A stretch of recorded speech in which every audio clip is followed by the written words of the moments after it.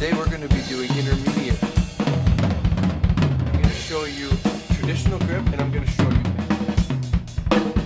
This is Clayton Skinner. Welcome to another episode of Beyond the Beat. Hello, my name is Clayton Skinner. In this episode of Beyond the Beat, we're going to be interlacing Moeller bounces in 3's. The idea behind this is quite simple. The application of this is extremely difficult. This will take you a while. This is not going to come within a day. This is not going to come, probably won't come within a week. This is something that you're going to have to spend a lot of time on. It's very, very fine tuning. There's a lot of fine movements that are going on. And it's hard to control those movements, so you want to make sure you put as much time into this as you can. So this is kind of my beginning of the video disclaimer. I'm going to be doing it in the next one as well, when you bounce in 4's. So the idea behind this is to actually interlace. Interlacing just simply means putting them together. So individual Moeller bounces, first of all, you're going to want to make sure that you're comfortable with the Moeller bounce. You want to make sure you're comfortable with the pumping motion as well. The idea behind this is to create a single stroke pattern, i.e. interlacing, using these patterns. So essentially you're going to be doing both hands almost simultaneously. The difference is, though, is that one of them is going to be played just slightly after it to create a single stroke pattern. So if you were to take a regular Moeller bounce,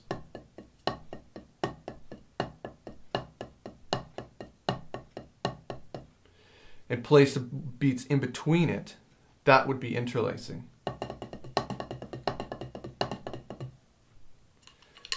All right, now that I've explained it, now we have to work on it. Now this is going to be a slow process and you want to make sure that you take your time with it. So let's get going.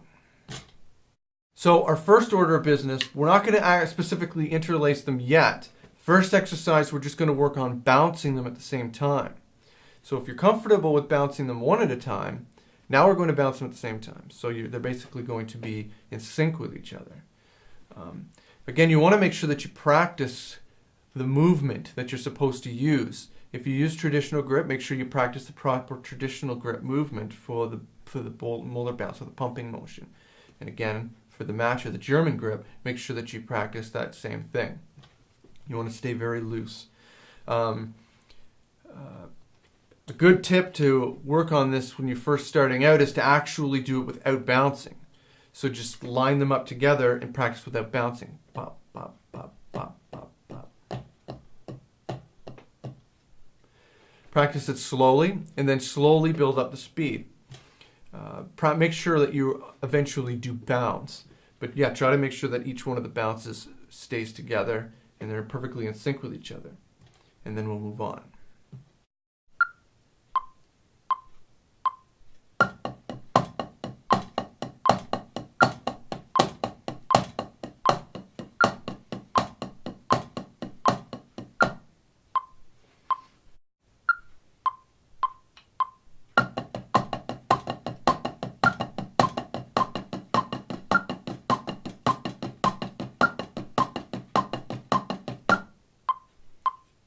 Okay, so now we're going to learn how to interlace them together. We're going to start with beat 1. Beat 1 is the easiest out of the 3. In this one, you're simply just going to be playing one after another, accenting one after another, and then allowing them to bounce out. So if you're looking at the PDF, exercise 1, you'll notice that there's a whole row, about a 4 count of sextuplets or 16th note triplets going right across the bar. And you'll notice that there's 2 accents. When there's accents, there's 2 accents right beside each other. If you follow those, so say eliminate and only play with one, look at the one hand, you'll see that there's a right hand accents, that's where you get your power. And then there's 2 other bounces after that, followed by the next set of accents, that right hand. And you can kind of look, if you remove the left, you remove every other one, you can kind of see the ba da da da da da. You can see that the Moeller bounce, or the bouncing pattern, with the right hand. You then simply take your left hand, simply, You then simply take your left hand, and right after you hit that accent, you hit the left hand, and if you follow the left, you'll see it does the same thing. Ba, da, da, da, da, da. But it's playing between the rights. So the first order of business will be to actually, let's just work on specifically bouncing them and letting them bounce out. So don't worry about reloading and continuing with the pattern. Let's just work for right now, let's just work specifically on bouncing the two and letting them bounce until they stop bouncing. So here's a demonstration of that.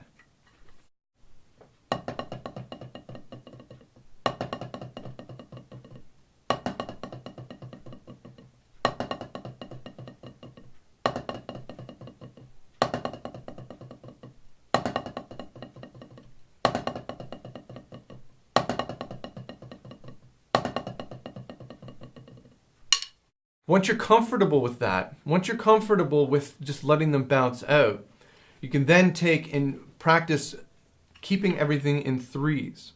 And when I say it's keeping everything in threes, it means that you're going to have to follow your one hand, follow whatever hand you're leading with. In my case, it's going to be the right. Follow the hand that you're leading with so that you're able to, after the third bounce, ba, ba, ba, you reload and go right back into it. Ba, ba, ba, ba, ba, ba.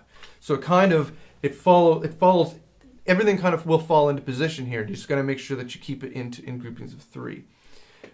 A good way to approach this, and I actually probably should have mentioned this earlier, is to practice without bouncing.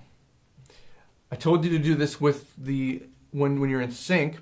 Practice it without bouncing. The two accents, tut tut, tut tut tut tut tut tut tut tut tut tut. Practice it like that, and then ramp up the speed. The trick to it is to actually get the rhythm or get the pattern stuck in your head, and then work to mimic that pattern. If you get the pattern stuck in your head, a lot of the times you can use that as a reference. That didn't sound right. That didn't sound right. Okay, oh, that one sounded right. You can kind of use it in that regard.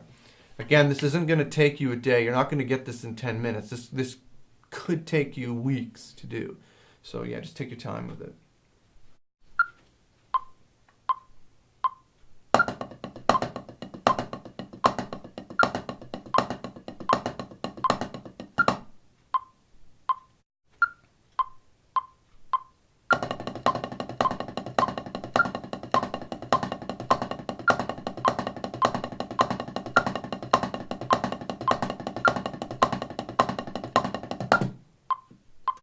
So exercise 2, I would say this is probably the most difficult of the three, and it's also going to be the absolute hardest to explain to you. If you're looking at it, you'll just simply see, oh look, it's just triplets, single stroke played in triplets. Yes, it is. The only difference is that it's tricky. Once you get started with it, once you get the pattern going and you actually get started, it's actually really easy. But the problem is getting started. And I'm not talking get starting with the concept, I'm talking about starting the exercise or starting the actual bar. Because the accent is shifted now, it's not directly after the first accent like da da da da da da da. It's actually held off a little bit and then played on what would be the and. If you're counting the rhythms properly, that would technically be the and. You almost want to try and after your lead hand does its accent, you want to do like kind of just like a kind of a wussy little hit, and then do the accent. That will pick it up on beat or on the and. Again, this is really hard to explain. This is something that you're probably just going to have to sit with and try to figure out on your own. Again, just try and hold off on the accent with the opposite hand so that you're able to time it so that you can hit the accent with that hand at the right time. And again, it's almost opposite in the triplet sense. It's almost in the opposite position as the first accent would be. So you'd be like da da da da da da da da da da. Again, understanding how to play a eighth note triplet single stroke pattern will really help you in your understanding of how it's supposed to sound, but it doesn't help you in the sense of playing it as a bounce. So, I don't know. This is just one of those things you're just going to have to work on. This one was the hardest for me, specifically for that reason. So I'll leave it with you.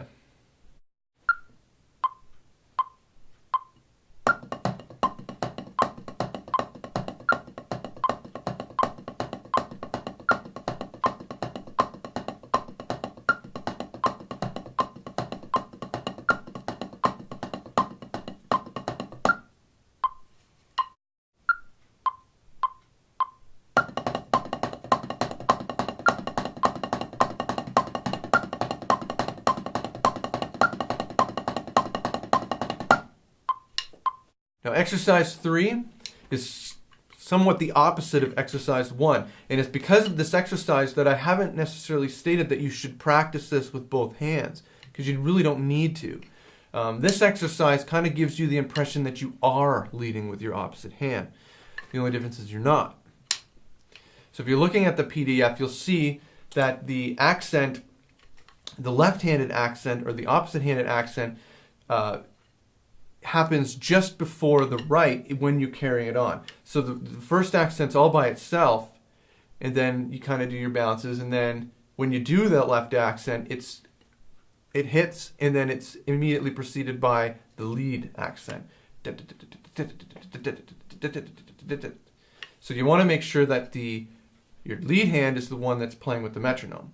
A good way to actually practice this, and it doesn't matter, it's up to you, is when you're counting into it, you can actually start with the left accent, but make sure that your right accent or your dominant accent is with the metronome. And I'll give you both demonstrations of this. This one's a little tricky. It's not as tricky as the last one, but if you can kind of figure out your way of doing it. Try to work it both ways, where you're starting specifically on the dominant accent, or you're leading into it with the opposite accent, ba-ba, or ba-da-da-da-da-da. Anyway. Yeah, listen to my demonstration. I'll give you both of them. Pay attention to where the metronome falls. Other than that, it's not as difficult. It'll still take you some time, though.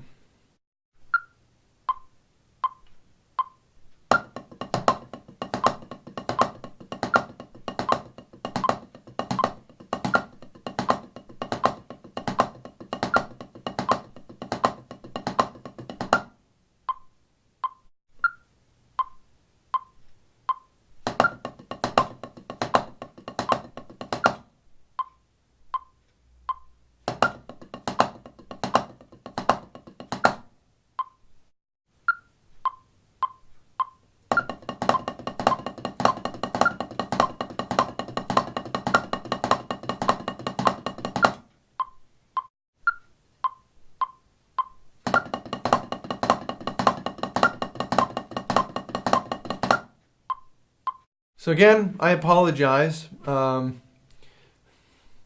lot of the explanations in this are really just see how you feel doing it and just do it. I can kind of walk you through it a little bit, but essentially this is something that you have to develop on your own. Everybody learns differently, everybody feels differently. I can explain how I feel when I'm doing it, but you may not be able to interpret it or may not feel the same way. I don't know. So this one is a little bit harder to explain. Again, I want to make sure that you know this. This is not something that you're going to learn in a day. This could take you weeks of hard practice to do. The good thing about it is when you do it, or when you do get it, it's not long after that you'll be able to integrate it into your actual playing. It still requires some practice, but the practice isn't as hard. That's the kind of practice you could do while watching TV. It really doesn't matter so long as you're doing it. Make sure you always use a metronome. Yeah. Other than that, I mean, it's amazing how it does apply itself to your actual playing, and you'll find that you're doing it without even thinking about it. So yeah, enjoy it. I hope you put lots of time into this. I hope you got something out of this. So that's all for this episode. If you have any questions or comments, make sure you get back to me. You can contact me through the contact section at claytonskinner.com. You can leave a comment here. Try not to flame me too bad. I realize this was, this is a little bit tricky of a subject to explain. Anyway, I hope to hear from you, and I'll see you next time.